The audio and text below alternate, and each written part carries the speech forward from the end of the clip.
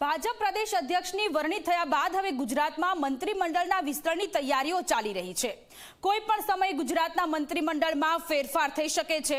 દિવાળી પહેલા જ મંત્રીમંડળનું વિસ્તરણ થાય તે પ્રકારની શક્યતાઓ પણ અત્યારે વ્યક્ત કરવામાં આવી રહી છે। ગુજરાતના મુખ્યમંત્રીની કેબિનેટમાં 10 જેટલા નવા મંત્રીઓ પસંદ થવાની શક્યતાઓ છે। નવી કેબિનેટમાં સૌરાષ્ટ્રને વધુ પ્રાધાન્ય આપવામાં આવશે। લેવા પાટીદારોને રાજી રાખવા મહત્વપૂર્ણ પદ સોંપવાની શક્યતાઓ પણ અત્યારે વર્તાઈ રહી છે। વર્તમાન મંત્રીઓની કામગીરીની સમીક્ષા બાદ 7 થી 8 મંત્રીઓને હટાવવામાં આવી શકે છે। નવા ચહેરાઓને મંત્રી પદ આપીને રાજકીય સમીકરણોને સંતુલિત કરવાનું ભાજપનું આયોજન છે। મંત્રીઓમાં પાટીદાર અને આદિવાસી સમાજના એમએલએને પ્રાધાન્ય આપવામાં આવી શકે છે। આગામી 2027ની વિધાનસભા ચૂંટણીને ધ્યાનમાં રાખીને પસંદગી થશે। હાલમાં રાજ્યના મંત્રીમંડળમાં 17 મંત્રી છે, જેની સંખ્યામાં વધારો થઈ શકે છે। અનેક ધારાસભ્યો માટે મંત્રી પદના દરવાજા ખુલી શકે છે, લોટરી લાગી શકે છે। ભાજપ નેતૃત્વ લોકોમાં સકારાત્મક સંદેશ આપવાની કવાયત તરીકે આ ફેરફાર કરી શકે છે। મંત્રીમાં વિસ્તરણ ક્યારે થશે? દિવાળી પહેલા મંત્રીમંડળમાં વિસ્તરણ થાય તે પ્રકારની સંભાવનાઓ અત્યારે વ્યક્ત કરવામાં આવી રહી છે અને સૌથી વધુ પ્રાધાન્ય સૌરાષ્ટ્રમાં લેવા પાટીદારને આપવામાં આવી શકે છે।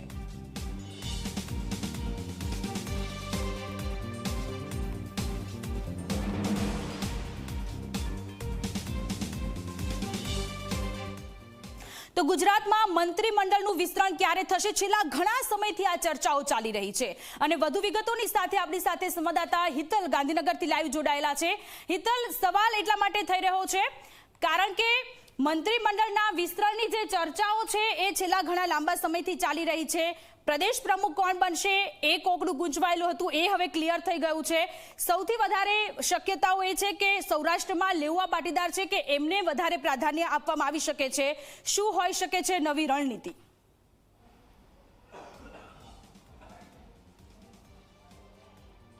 જી સોનલ, ચોક્કસ એવું કહી શકાય કે ભાજપ અને સરકાર સામે બે મહત્વના પ્રશ્ન હતા। એક પ્રદેશ પ્રમુખ કોણ, તો એ પ્રશ્નનું નિરાકરણ આજે આવી ચૂક્યું છે।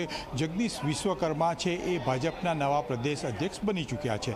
સ્વાભાવિક છે કે હવે સીધી નજર સૌની છે એ મંત્રીમંડળના ફેરબદલ કે વિસ્તરણ ઉપર મંડાયેલી છે। સ્વાભાવિક છે કે અત્યારે જે પ્રકારે સૂત્રો તરફથી માહિતી મળે છે, કારણ કે મુખ્યમંત્રી ભૂપેન્દ્ર પટેલની આગેવાની હેઠળ જે સરકાર ચાલે છે અને પ્રદેશ પ્રમુખ જગદીશ વિશ્વકર્મા આ બંને અમદાવાદથી બિલોંગ કરે છે। સ્વાભાવિક છે કે એના કારણે ક્યાંક ને ક્યાંક જગદીશ વિશ્વકર્માને કારણે ઓબીસી મતબેંક છે એ સચવાઈ ગઈ છે। એ સિવાય હવે પ્રાંત જે જિલ્લાઓ છે એમાંથી કેને સ્થાન આપી શકાય અને કઈ જ્ઞાતિને કેટલું આપવું એ અંગેની કવાયત પણ શરૂ કરી દેવામાં આવી છે। સ્વાભાવિક છે કે અત્યારે જે ઘટનાક્રમ છે એ ઘટનાક્રમને કદાચ એવી રીતે જોવો પડશે કે જગદીશ વિશ્વકર્મા છે એ પ્રદેશ પ્રમુખ બની ચૂક્યા છે। તેમની ટીમ જે છે એ ટીમની જાહેરાત પણ હવે ગમે ત્યારે કરવાની કવાયત હાથ ધરશે। સ્વાભાવિક છે કે કેટલાક ધારાસભ્યો એવા હશે અથવા કેટલાક સક્રિય નેતા એવા હશે કે પાર્ટીમાં જોડાયેલા લોકો પણ એવા હશે કે જેઓ મહામંત્રી અને પ્રદેશ હોદ્દામાં સ્થાન મેળવવાની કવાયત હાથ ધરશે। એક તરફ આ કવાયત હાથ ધરવામાં આવશે અને બીજી તરફ જોવા જઈએ તો મંત્રીમંડળના વિસ્તરણની કવાયત પણ હાથ ધરશે। મંત્રીમંડળમાં અત્યારે જે વર્તમાન ધારાસભ્યો છે, એક તો ગુજરાતમાં ક્યારેય ભાજપે ન હોય એટલા ધારાસભ્યોની સંખ્યા છે, એમાં પણ ક્યાંક ને ક્યાંક જોવા જઈએ તો જે સૌરાષ્ટ્રના જે ધારાસભ્યો છે એમને ખાસ કરીને સ્થાન આપવામાં આવે। જે કડવા લેવા છે એનું જે સમીકરણો છે તેને પણ બેસાડવાનો પ્રયત્ન કરવામાં આવે અને સ્વાભાવિક છે કે હવે જ્યારે પ્રદેશ પ્રમુખ થઈ ચૂક્યા છે ત્યારે દિવાળી પહેલાં કે દિવાળી બાદ એક સવાલ માત્ર એ છે કે દિવાળી પહેલાં મંત્રીમંડળનું વિસ્તરણ થવાની શક્યતાઓ અને સંભાવનાઓ પણ વધારે જોવામાં આવી રહી છે। ચોક્કસ આ સમયગાળાનો જે ટાઈમલાઈનનો સવાલ છે, જગદીશભાઈએ આજે ચાર્જ સંભાળ્યો છે, આ અંગે સંગઠનની જે કામગીરી છે સરકાર સાથે બેસીને મંત્રીમંડળના વિસ્તરણ ઉપર પણ વિચારણા કરવામાં આવશે અને એવું માની શકવાને સંપૂર્ણ કારણ છે કે બહુ જલ્દી હવે મંત્રીમંડળનું વિસ્તરણ પણ ગમે ત્યારે થઈ શકે છે। જેમાં ખાસ કરીને સ્થાનિક સ્વરાજ્યની ચૂંટણીઓ છે, કારણ કે 17 જેટલી મહાનગરપાલિકાની ચૂંટણી યોજવાની છે, ત્યારે આ બધા પરિપ્રેક્ષમાં ધ્યાનમાં રાખીને જાતિગત સમીકરણોને પણ ધ્યાનમાં રાખીને મંત્રીમંડળનું વિસ્તરણ કરવામાં આવશે। જી હિતલ, આભાર તમામ જાણકારી આપવા માટે। તો 24 કલાક પર મંત્રીમંડળ વિસ્તરણ અંગે નેતાઓનું નિવેદન. મંત્રીમંડળના વિસ્તરણ પર પહેલીવાર નેતાઓ બોલ્યા છે. 24 કલાક પર બોલ્યા. ભાજપના નેતાઓની મંત્રીમંડળ વિસ્તરણ પર પ્રતિક્રિયા. મંત્રીમંડળના વિસ્તરણ પર ભાજપના મોટા નેતાઓએ નિવેદન આપ્યું છે. જુઓ અને સાંભળો ભાજપના નેતાઓની મંત્રીમંડળ અંગેની પ્રતિક્રિયા શું છે.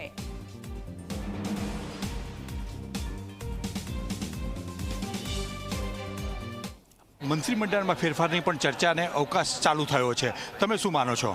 વખતો વખત સારી રીતે સરકારો ચાલતી જ રહી છે આપણી, પરંતુ જે તે સમયે અમારા મોવડીઓ, અમારા આગેવાનો, અમારા વડીલો જે નિર્ણય કરતા હોય છે એ હંમેશા માન્ય રહેતું હોય છે. એટલે સ્વાભાવિક છે આવી અત્યારે જાત જાતની વાતો મીડિયામાં ચાલતી હોય છે, પરંતુ એ અંગે જે તે સમયે નિર્ણય લેવાનો થતો હશે તો લેવાશે. બાકી તો એવી અત્યારે કોઈ વાત મારી દ્રષ્ટિએ નથી. મંત્રીમંડળમાં ફેરફારની પણ વાતો ચાલુ થઈ ગઈ છે. એક મંત્રી તરીકે તમે શું માનો છો?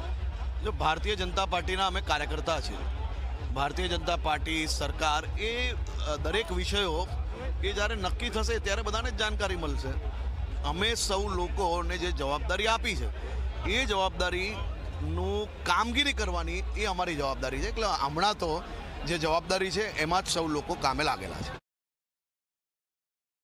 મંત્રીમંડળના વિસ્તરણની ચર્ચાએ જોર પકડ્યું છે. તમે તમારી જાતને ક્યાં જોવો છો મંત્રીમંડળના વિસ્તરણમાં? આ ચર્ચાઓ જ હાસ્યાસ્પદ છે, કારણ કે મારે ને તમારે કે બીજા કોઈ જે ચર્ચા કરનારાઓએ નિર્ણય લેવાનો હોતો નથી. યોગ્ય સમયે બધું યોગ્ય રીતે થતું જ હોય છે. ભાજપ આગળ હવે મંત્રીમંડળના વિસ્તરણની પણ ચર્ચા ચાલી રહી છે, ત્યારે આપ તમે ક્યાં જોવો છો? એ વિષય આખો અમારા શિક્ષક નેતૃત્વનો છે. જ્યારે જે આદેશ જે કાર્યકર્તા માટે થાય એ આદેશ અમે માટે ચડાવીએ છીએ.